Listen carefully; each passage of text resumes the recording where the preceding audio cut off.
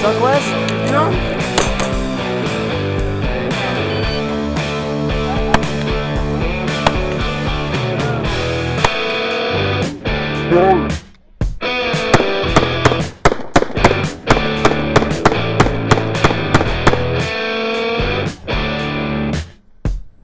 What's going on, guys? I'm a regular guy with the Regular Guy Firearms channel. Thanks for watching. Now, for those of you who have watched the previous videos, or actually the last reviews, you saw me review this rifle here. Now, you guys read the title, and that's why you clicked on the video itself. This video is actually about the glass that's riding on top of it. This is the Elcan Spectre DR, and this particular example is a 1-4. There are other examples of 1.5 to 6, and there's also two different calibers, 5.56 rated and 7.62 rated. And the 7.62 rating is for the by 51 cartridge, or the NATO cartridge. Now, here's the thing.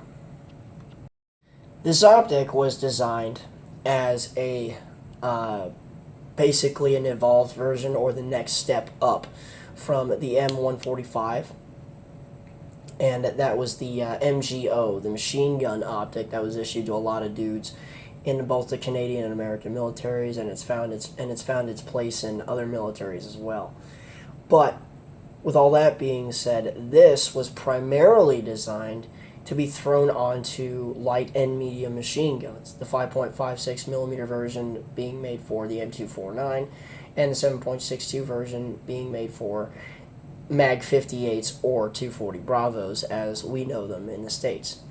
Now, what's neat about this guy is that this is one of the hardiest optics I've ever used in my entire life.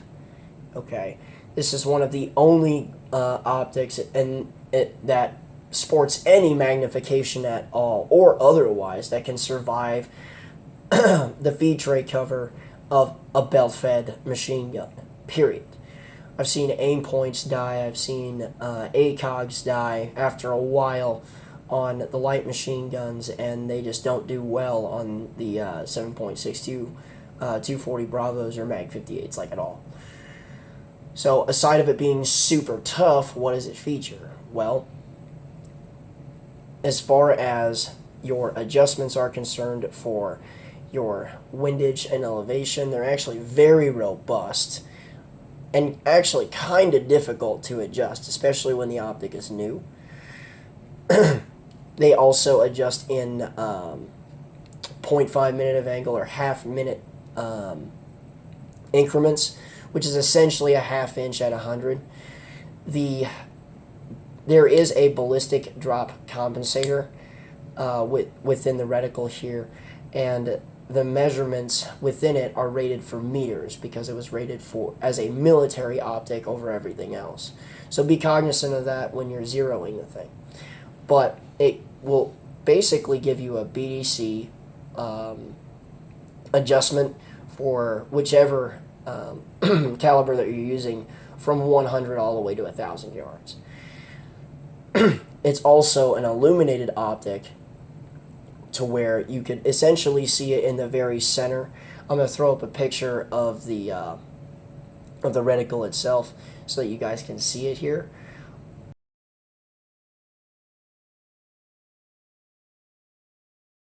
But when you illuminate it, you can actually see that 100-yard line dot, or that very first dot in the crosshair, that illuminates itself.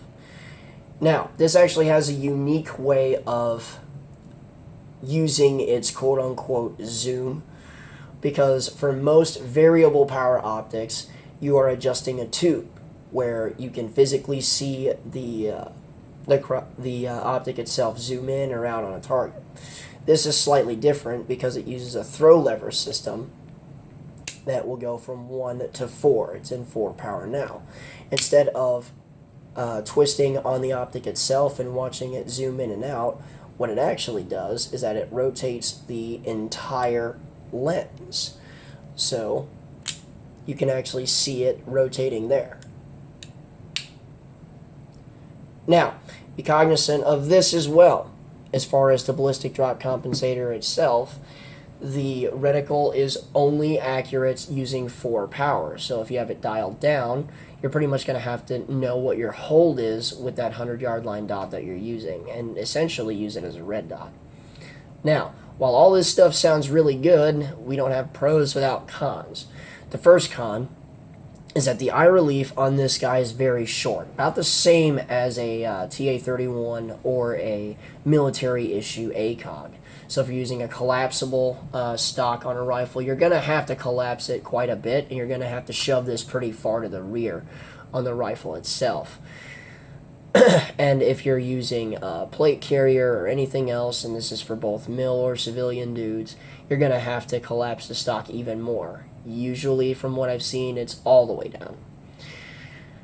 This second con is that it's heavy. This is one of the heavier optics on offer out there, mostly because it is damn near bomb-proof. Okay, and the third is that the 1 power zoom setting, I guess you can say, on this optic is a little weird. When you're trying to shoot the thing up close or transition from target to target and whatnot, the reticle itself moves a lot because there is still a tiny bit of magnification when you're using it. It's not going to have a parallax-free reticle or anything like that. Actually, no optics do, but it's not going to be anywhere near as easy to use as far as parallax issues are concerned as, for instance, like an Aimpoint T1 or Comp M4. So those are really the cons for that. Now, additionally, the cost for this guy is enormous. This optic by itself is well over $2,000.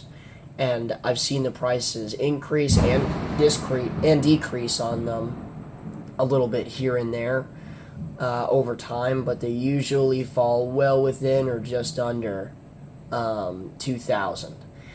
Now, you get what you pay for, though, because additional pros to this optic is that the glass quality is incredible. It is one of the clearest variable optics I've ever used in my entire life. Additionally, it comes with a set of ARMS quick release mounts. Now, there are some people that I've seen on the internet that complain about the quick release mounts themselves, saying that they don't hold zero. I have never found that to be true on any example of this optic that I've ever used, and I've used several at this point. Most of the time, they were put on machine guns. So if there was a point that the optic was going to lose zero, it was on a belt fed, which is far more violent on it than any AR is going to be. Now, here's the thing. The first and foremost thing that a lot of people are going to ask is, well, is the price really worth it? In all honesty, it depends on what you're doing.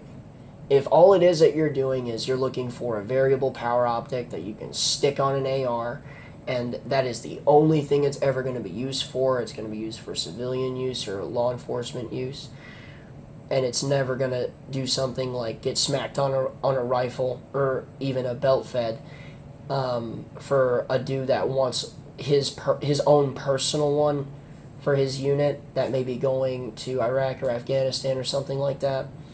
If you're not using it for that purpose, no, it's absolutely not worth it. The price is way too high, and the job can be filled by a huge number of optics that cost way less and do the job just fine. Most Vortex variable power optics do the job just as well, for the most part, and cost a tenth. Okay? So, or in other words, for those of you that can't math, much less.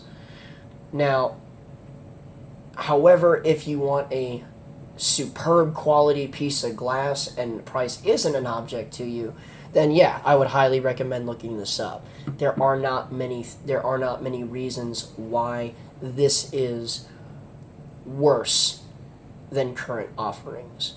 So you're pretty much going to have to make the decision from there. But with that being said, guys, I'm sure that there are some questions and that there are some opinions. Go ahead and throw those in the comments box below and all that, and tell me what you do. Would you purchase the thing if you needed a superb quality optic and price wasn't an option, or not? But with that being said, remember guys, a regular guy's firearm is the last defense against tyranny. Be easy.